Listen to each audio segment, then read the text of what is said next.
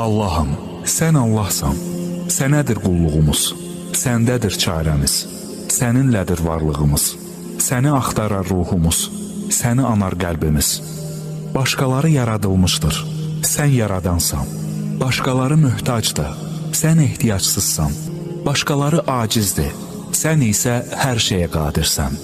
Səndən ümid kəsilməz, sən ki bizlərə valideynlərimizdən daha çox qayğı və sevgi göstərənsən.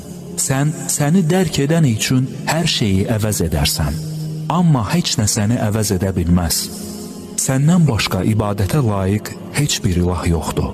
Sən Allahsan, sən Rəhmən və Rəhimsən.